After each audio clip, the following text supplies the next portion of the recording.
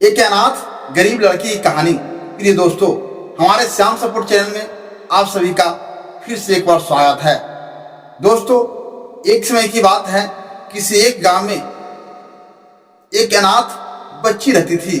उसका नाम था रीना। वह बेचारी किसी के यहाँ मजदूरी करती थी और वही मजदूरी करके आती थी तो अपने भोजन प्रवस्ती चलाती थी।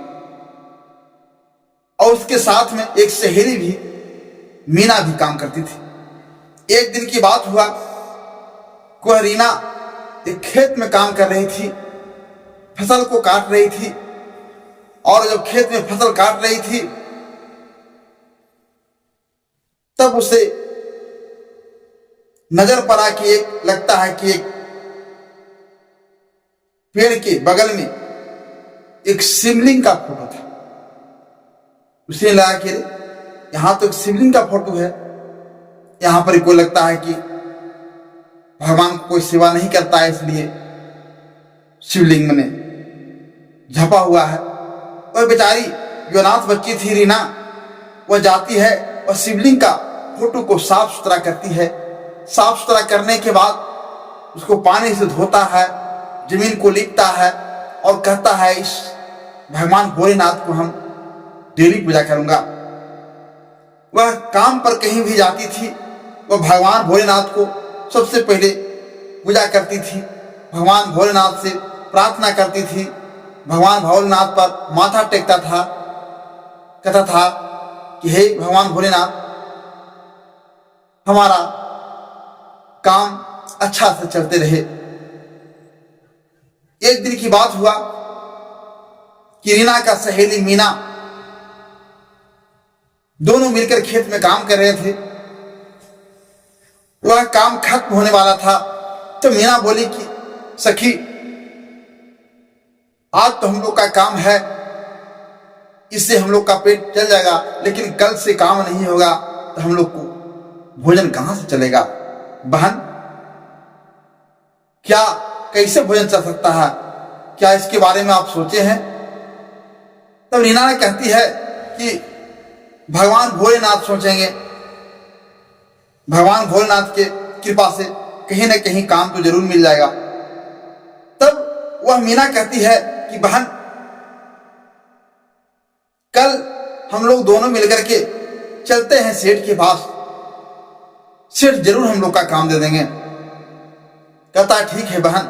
जब कल सुबह उठती है रीना, तो रीना वही भगवान भोलेनाथ को शिवलिंग पर आती है और शिवलिंग पर जल ढालती है, पूजा करती है और भगवान भोलेनाथ से प्रार्थना करते हैं कि हे भगवान भोलेनाथ, हम जा रहे हैं जिस काम के लिए, हमको काम मिल जाए, मैं आपसे यही प्रार्थना करता हूं। उसके बाद में भगवान भोलेनाथ के पर माथा टेकता है, वहां से काम खोजने के लिए निकल जाता है। दोनों रीना और मीना दोनों मिलकर के काम खोजने के लिए चले जाता है सेठ के पास। सेठ के पास पहुंचने के बाद सेठ से कहता है कि सेठ जी, हम लोग का अगर कोई काम है तो हम लोग को कुछ काम दे दीजिए, मैं आपके ही काम करूंगा, मजदूरी करूंगा। सेठ कहता है कि हमारा नया मकान तो उठ रहा है, उस मकान में आप काम करो, आपका खाने के लिए भोजन भी मिलेगा और 100 रुपया प्रतिदिन आपको मिलेगा।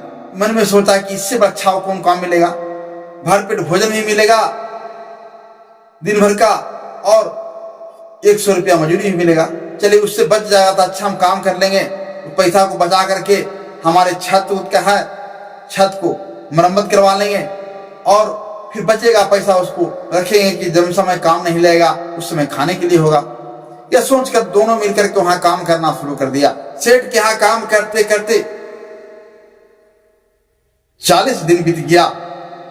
40 दिन बीत जाता है, उसके बाद उस सेठ के यहाँ काम खत्म हो जाता है। तब दोनों सोचता है, रीना कहती है मीना से कि बहन, हम लोग को काम तो खत्म हो गया है, लेकिन अच्छा पैसा भी हो गया है। 40 दिन हम लोग मजदूरी किए हैं, 40 दिन का 4000 रुपया हमको पैसा बनता है। चलिए, कल हम लोग हिसाब कर लेंगे, सेठ से मांग लेंगे और हम लोग घरे चलेंगे। तो मीना कहती कि बहन, जब पैसा आपको मिलेगा, इस पैसा को अच्छा से रखना, खर्च मत करना, क्योंकि जिस समय काम आपको नहीं मिलेगा उस समय भोजन करने के लिए होगा। कहा ठीक है बहन। वो कल दोनों मिलकर के सेठ के यहाँ पैसा मांगने के लिए पगार मांगने के लिए जाता है। सेठ से कहता है कि सेठ जी, हमें 40 दिन आपके पास मजदूरी किए हैं, हम लोग को 40 दिन का मजदूरी जोड़कर हमको पगार दे दीजिए, जितना पैसा बनता हमको दे दीजिए। सेठ कहता पैसा? क्या चीज का पैसा? आप लोग का माथा तो खराब नहीं हो गया? देखिए सेठ जी, आप ही ने कहे थे कि आप हमारे यहाँ मजदूरी करेंगे तो दिन भर का भोजन दूंगा और 100 रुपया अलग से मजदूरी दूंगा। पैसा हमने तो पैसा नहीं कहे थे, हम तो सीधे कहे थे कि मैंने आप काम करो, आपको भोजन कराएंगे। भोजन आप लोग हम हमारे यहाँ काम आप किया, मैं तुम दोनों को भोजन कराया, हर हिसाब बराबर हो गया। या नहीं सेठ जी, आप झूठ बोल रहे हैं, पूछ लीजिए, मीना से पूछ लीजिए। कहता हमको तुम मूर्ख समझता है? तूने दोनों मिल गया है और कह रहा है कि उससे पूछिए। उससे क्या पूछे? हम नहीं कहते हैं जाओ पैसा नहीं मिलेगा। बेचारी दोनों मिलकर सोचता है मन में कि अगर इससे मुंह लगाना ठीक नहीं है, इसको मन में बेमाना से पैसा देगा नहीं। दोनों वहां से चले जाती है और रीना जा करके घर में खटिया पर सो करके, बरसात का समय आ गया है, ऊपर से बारिश पड़ेगा, हमारे छत से पानी चुएगा। हमने सोचे थे कि हमको पैसा मिलेगा, छत को मरम्मत करवाएंगे। हे भगवान, हम क्या करें? वह सोचते सोचते उसको मां की बात याद आती है।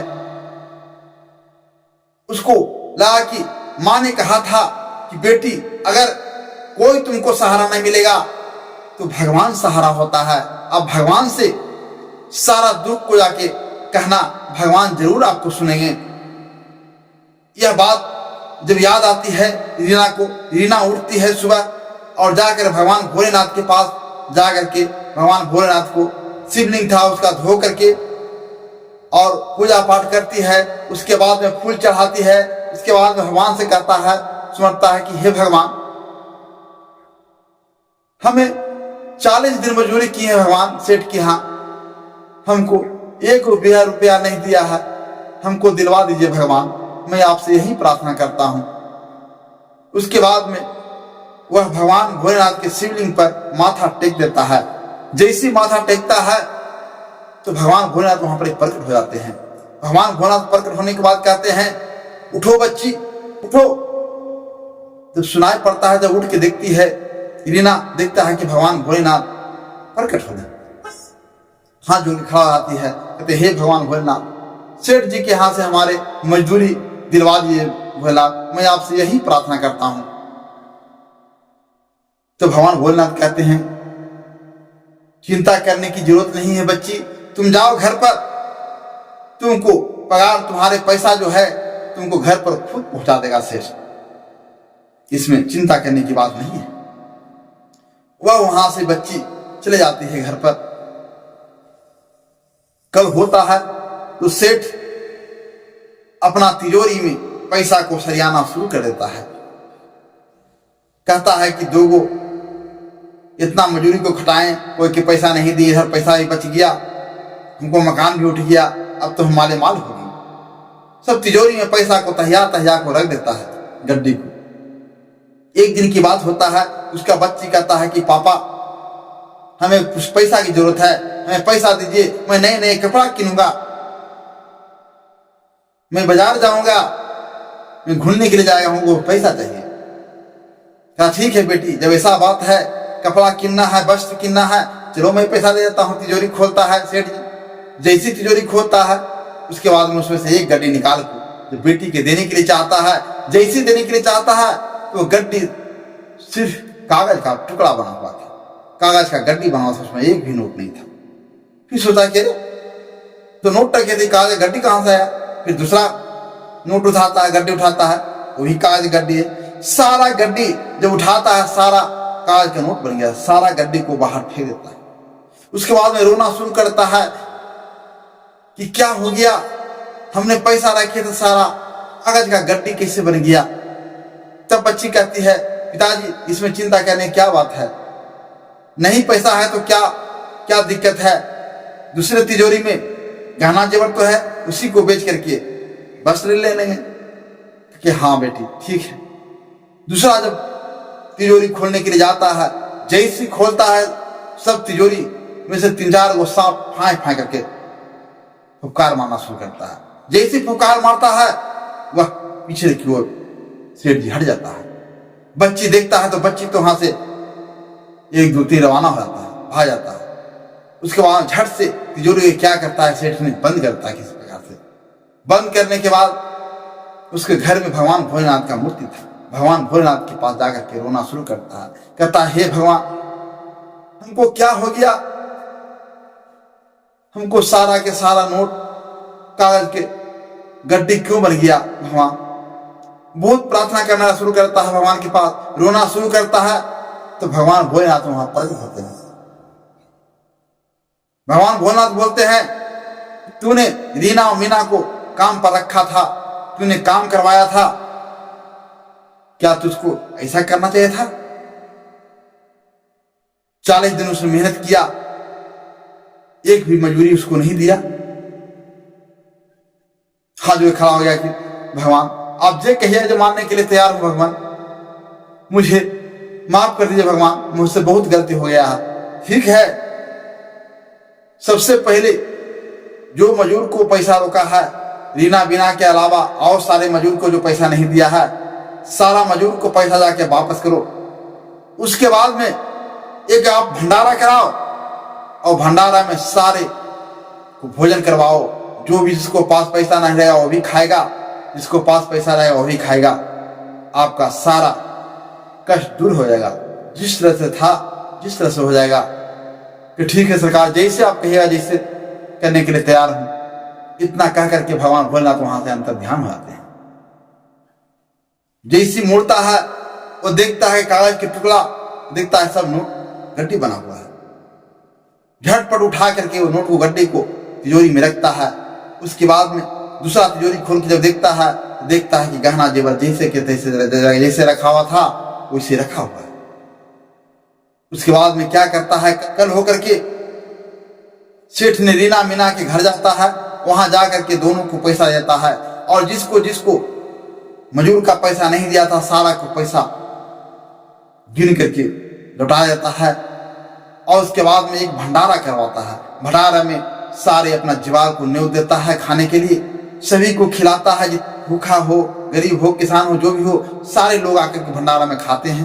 भोजन कराने के बाद सेठ ने सभी को शिक्षा देता है कि किसी को हक को नहीं मारना चाहिए। हक किसी को पैसा, हक मारा हुआ पैसा रहता नहीं है, किसी न किसी बहाने पैसा निकल जाता है। दोस्तों अगर यह वीडियो आपको अच्छा लगे तो हमारे वीडियो को लाइक शेयर अवश्य करें। अगर हमारे चैनल पर नए हैं तो हमारे चैनल को सब्सक्राइब जरूर करें। धन्यवाद।